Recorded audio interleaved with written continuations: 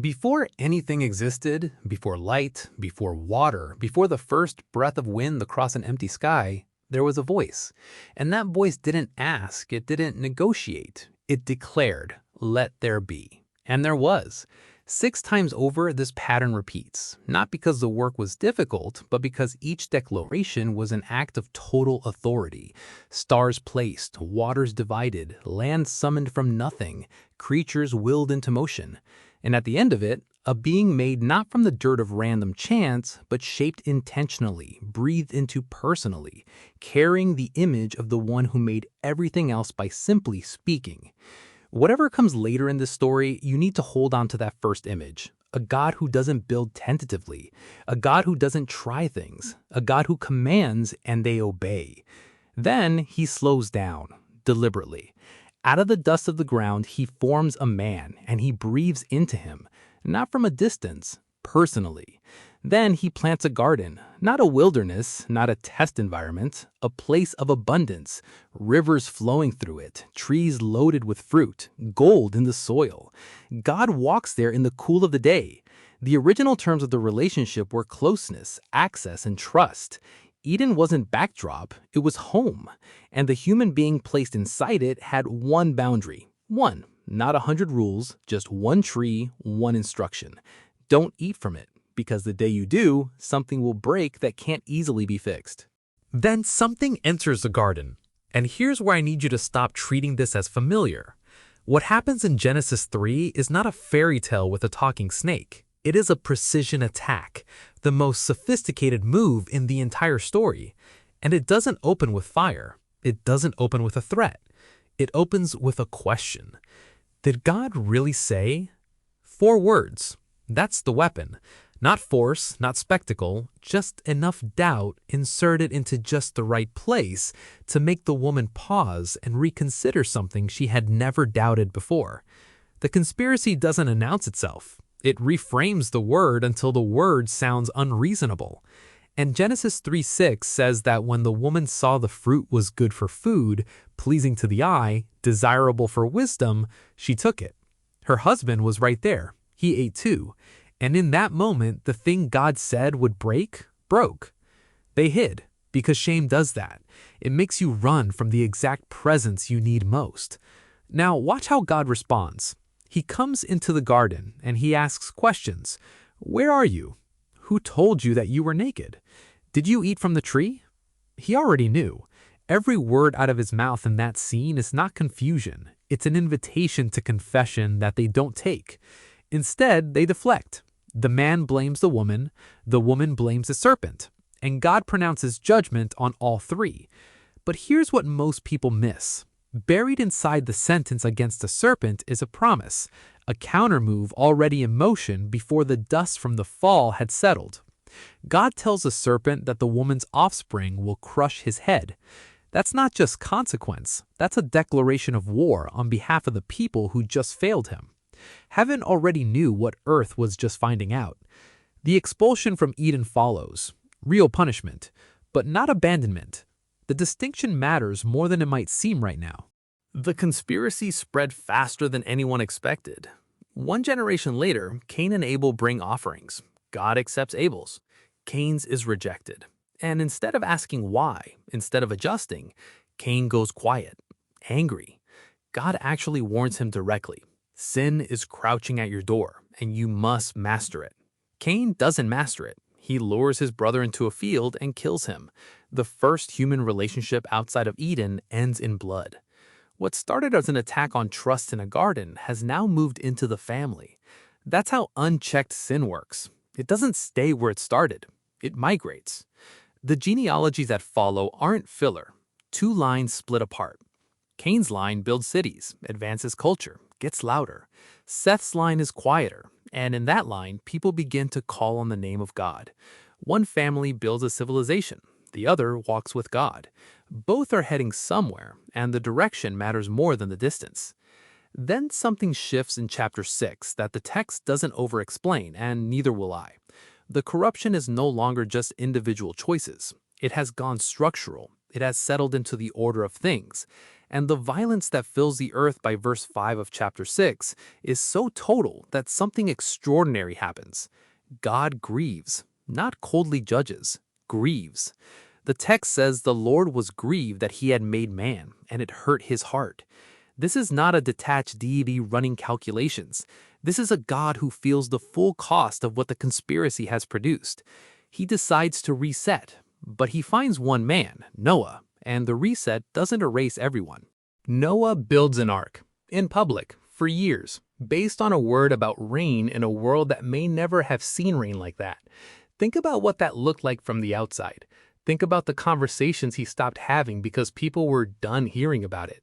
The obedience before the rain is the entire point. Anyone can trust after the evidence arrives.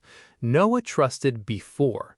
The flood comes. The earth that was spoken into existence gets covered by the very waters that were separated in Genesis 1. Judgment, yes, but also a kind of surgery. And when it's over, Noah sends a dove. It returns with an olive branch. Simple, small, but it means the earth is ready. Heaven had been tracking the exact moment of return, and it sends a bird with a leaf as the signal. Noah emerges. God makes a covenant and hangs a rainbow in the sky. A God who binds himself to a promise, puts himself on the hook. The serpent in chapter 3 made an offer that led to death. Here, God makes a covenant that sustains life and signs it with color in the clouds.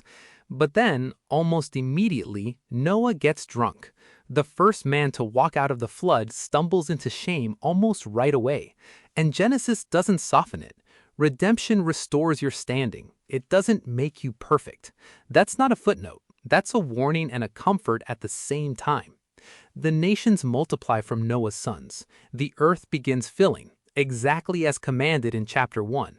The conspiracy tried to erase the image bearers. They multiplied anyway, but they don't scatter willingly. They gather on a plain in Shinar and decide to build a tower. All one language, all one people, all one shared ambition, to reach heaven on their own terms, to make a name for themselves, to build their way up rather than receive God's way down. And here's the irony the text smuggles in quietly. God has to come down to see what they're building up. Their tallest tower didn't even register from where he stands. He confuses their language, scatters them, and from Babel's chaos, 70 nations disperse. The camera begins to narrow and attracts toward one man in a city called Ur. His name is Abram. God speaks to him and says, "Leave. Leave your country, your people, your father's household, and go to a land I will show you." No map, no address, no timeline, just a word and a promise attached to it, that through Abram, all the families of the earth will be blessed. Right there, in that moment, the counter-conspiracy goes active. The serpent whispered a promise in Eden that led to a curse. God now speaks a promise to one man through whom the curse will eventually unravel. The direction of history just shifted, and it looks like an old man packing up his household. Abram goes. He's 75 years old, and he walks toward a land he's never seen for a promise he cannot verify. That deserves a moment. But almost immediately, he compromises. Famine hits Canaan. Abram heads to Egypt and, afraid for his life, tells Pharaoh that Sarai is his sister. She's taken into the palace. The promise carrier has lied within pages of his calling. But God intervenes. He protects the promise in spite of the promise carrier. This is not a footnote to edit out. It establishes something you'll need for the rest of the story. God's plan does not depend on the perfection of the vessel. Lot and Abram separate when their herdsmen can't stop fighting. Lot looks out and chooses the well-watered plains, everything lush and visible and easy. Abram is left with the promise. It's the oldest human tension, the thing you can see versus the thing you were told. God tells Abram again, all the land you can see in every direction. One man traded the eternal for the comfortable. The other was given what he couldn't see. Then God does something that makes the promise legally binding. He has Abram cut animals in half and lay them out. Normally, both parties to a covenant would walk between the pieces, meaning both were obligated. But in this scene, Abram falls into a deep sleep and God himself passes through alone as a smoking firepot and a blazing torch. He takes both sides of the covenant on himself. This is not a conditional agreement. This is a divine guarantee. The promise is now God's legal obligation, not Abram's performance. But Sarai gets tired of waiting. Years have passed. The promised child hasn't come. She gives Abram her servant Hagar. Ishmael is born. The household fractures immediately. Hagar flees into the wilderness alone. Not the covenant woman, not the chosen vessel, just a runaway servant in the desert. And God finds her there. She names him El Roi, the God who sees. The people the covenant family overlooked, heaven noticed. God changes Abram's name to Abraham, father of many, and speaks the future into the present before there's a single piece of evidence to support it. 3 visitors arrive at his tent. One of them says Sarah will have a son by this time next year. Sarah, listening from behind the tent door, laughs. A real laugh. That's impossible laugh. And the visitor asks a question that is the theological spine of this entire book. Is anything too hard for the Lord? Abraham intercedes for Sodom, negotiating with God, pressing him down from 50 righteous people to 45 to 30 to 20 to 10. God agrees every time. This is not irreverence. This is the intimacy of covenant. But there aren't even 10 righteous people in Sodom. The city is destroyed. Lot escapes, barely. The angels had to physically grab his hand and drag him out because he hesitated. That's the quiet tragedy of a man too comfortable in a condemned place. And then, finally, Isaac is born. After all of it, the compromise in Egypt, the long years of waiting, Hagar and Ishmael, the name changes and the covenant ceremonies, a baby arrives. Sarah laughs again, but this laugh has completely changed. Same sound, 2 entirely different places inside. The first laugh was disbelief. This one is joy that has nowhere left but go out. The valley between those 2 laughs is where most of us live. When Isaac grows, God says something devastating. Take your son, your only son, the one you love, and offer him as a burnt offering. Abraham gets up early the next morning. No argument recorded, no negotiation. He goes. And on the way up the mountain, Isaac asked a question that will echo for 1,000 years. Where is the lamb? Abraham answers, God himself will provide the lamb. At the last possible moment, the knife raised, a voice from heaven stops everything. A ram caught in a thicket. The son is spared, but the question, where is the lamb, hasn't been fully answered yet. The ram in the thicket is a signal, not a conclusion. The full answer takes centuries. Sarah dies. Abraham buys a burial plot in Canaan, the first piece of the promised land he ever legally owns. A grave. The promise is taking root one death at a time. A wife is found for Isaac, and the servant's prayer is answered at a well with a precision that feels almost too neat. Ordinary providence working through the movement of a woman drawing water. Isaac is comforted. Abraham dies, and both Isaac and Ishmael stand at his grave together. The complexity of the human story doesn't disappear at the burial. It just gets quiet for a moment. Rebecca is pregnant with twins, and the pregnancy is violent, the children struggling inside her. When she asks God what's happening, he tells her, 2 nations are in your womb, and the older will serve the younger. Heaven already knows which way history will run before the children are born. Esau comes first, red, hairy, immediate. Jacob comes out gripping his brother's heel. They grow into opposite people. And one day, Esau comes in from the fields emptied out, genuinely exhausted, genuinely hungry, and Jacob has stew. For a bowl of lentil stew, Esau trades his entire birthright. The hunger was real. The trade was devastating. There are bowls of stew that cost more than they look. Jacob eventually steals Esau's blessing too. Goat skins on his hands, his brother's clothes on his back, walking into his blind father's tent in the dark. The deception works.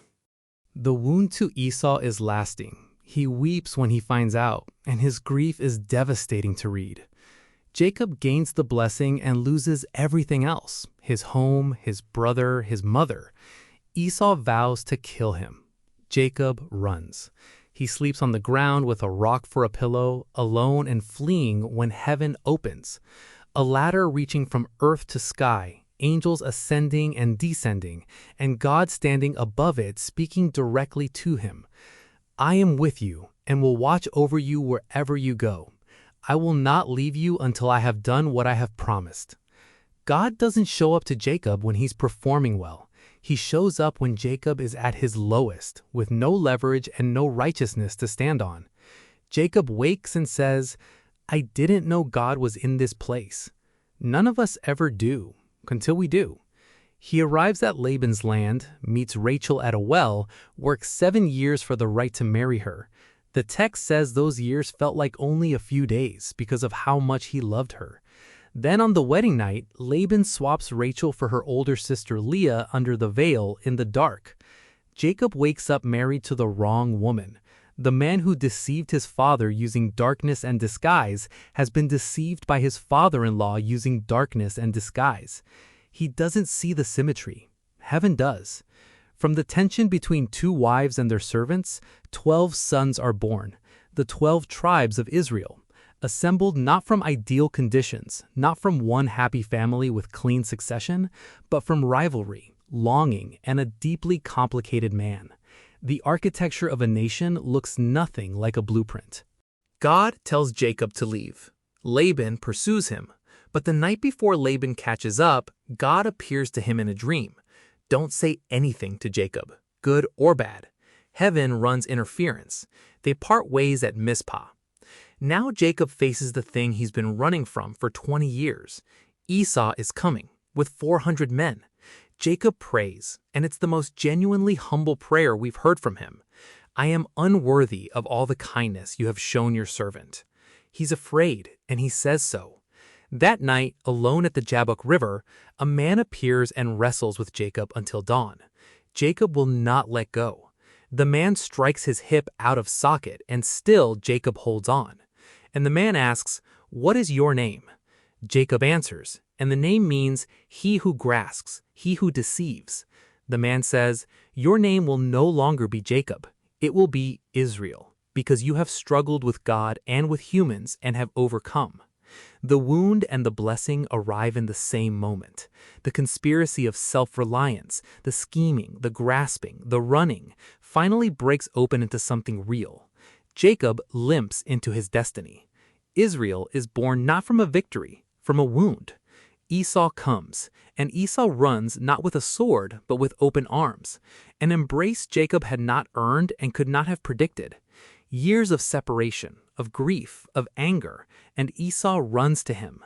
That reunion was never guaranteed. It was entirely grace. Then disaster falls at Shechem. Dinah is violated. Her brothers respond not with justice, but with a massacre. Jacob is horrified. Genesis does not protect its characters from themselves. The violence is real. The fallout is real. But God reaffirms the covenant at Bethel, the same place where the ladder dream happened, and anchors Jacob to the promise again. After all the chaos, the word of God is unchanged. Rachel dies giving birth to Benjamin on the road. Isaac dies. The nation is being built through grief as much as through glory. Then the story shifts. Jacob has a son named Joseph, favored, given a coat of many colors. And Joseph has dreams, 2 of them, in which his entire family bows down to him. The brothers already resent the favoritism. Now this. What you need to hold on to? The dreams are from God. The brothers' reaction is the conspiracy trying to strangle a divine signal before it can breathe. They throw him in a pit. They sell him to traders heading to Egypt for 20 pieces of silver. They dip his coat in goat's blood and bring it to their father, letting Jacob believe his son is dead. Jacob mourns, and no one can comfort him, and Joseph is carried into Egypt. In Egypt, he's sold to a man named Potiphar, and the text does something remarkable. It says, "The Lord was with Joseph." In slavery, everything he touches prospers. Then Potiphar's wife lies about him, and he's thrown into prison. And the text says it again, "The Lord was with him." Success and suffering can look exactly the same when heaven is the author of both. Two of Pharaoh's officers land in prison, and both have dreams in the same night. Joseph interprets them. The baker will be executed. The cupbearer will be restored. Both happen exactly as Joseph said. He asked the cupbearer one thing: "Remember me to Pharaoh." The cupbearer goes back to his job and forgets. 2 years pass. Let that breathe. 2 years of silence. Heaven hasn't forgotten. Earth has. Then Pharaoh has 2 dreams no one can interpret. 7 fat cows devoured by 7 thin ones. 7 healthy heads of grain swallowed by 7 withered ones. The cupbearer finally remembers the Hebrew in prison. Joseph is pulled out, cleaned up, brought before the most powerful man in the world, and his first words before anything else are, "It is not in me. God will give Pharaoh the answer." 7 years of abundance followed by 7 years of famine, stored during the plenty to survive the scarcity. Pharaoh looks around and says, "Can we find anyone like this man, one in whom is the Spirit of God?" The pit, the slavery, the false accusation, the prison, the 2 forgotten years, all of it deposited Joseph exactly here, second in command over all of Egypt, 30 years old. The famine hits the whole region. People come from everywhere to buy grain, including 10 brothers from Canaan, who bow before the governor of Egypt without recognizing him. Joseph recognizes them immediately. His first dream is fulfilling in real time. He tests them. He needs to see if these men have changed. He puts them through scenarios that mirror what they did to him: accusation, confinement, the weight of guilt. The defining test is Judah. Joseph threatens to keep Benjamin as a slave. And Judah, the same man who once suggested selling Joseph, steps forward and offers himself instead. "Let me stay as your slave in place of the boy. I cannot go home and watch my father lose another son." The test is complete. Joseph clears the room, and then he weeps, not quietly, so loudly the Egyptians outside can hear it. And through the tears, the words come, "I am Joseph. Is my father still alive?" The brothers cannot answer. They're terrified. And then Joseph says the sentence that reframes everything, the sentence that answers every question this book has ever raised. "It was not you who sent me here, but God." Not them. God. The pit was not an accident. The slavery was not a detour. The false accusation was not a failure of divine protection. Every single act of conspiracy against Joseph was being rerouted into the exact path God needed him to walk to reach the exact room where the world needed him to stand. The conspiracy was never in charge. The family comes down to Egypt, all 70 of them. God speaks to Jacob on the way. "Do not be afraid to go down to Egypt. I will make you into a great nation there." The descent is not a defeat. It is a divine deposit. The family of the promise, planted in a foreign land, where under pressure they will multiply into something the world will not be able to ignore. Jacob lives 17 more years in Egypt. Before he dies, he calls all 12 sons to his bedside and speaks over each of them. Futures, warnings, prophecy spilling out of a dying man's mouth that will take centuries to unfold. He crosses his hands to give the greater blessing to the younger of Joseph's sons. Joseph tries to correct them, thinking he made a mistake. Jacob says, "I know what I'm doing." The younger over the elder. Again, the same signature that has run through this entire book, from Seth over Cain, from Jacob over Esau, from Joseph over his brothers, appears one final time. This is not favoritism. It is a God who operates entirely outside human succession rules. He chooses the unexpected vessel to carry the unlikely promise. Then Jacob draws his feet up into the bed and breathes his last. His sons carry him back to Canaan to be buried in the cave at Machpelah, where Abraham and Sarah and Isaac and Rebekah already lie. His feet died in Egypt. His bones went home to the promise. After the burial, the brothers panic. They assume Joseph has been holding his revenge until Jacob was gone. They send the message begging for mercy, and Joseph weeps when he reads it. Because after everything, the pit, the years, the prison, the reunion, the provision, they still think he was waiting to retaliate.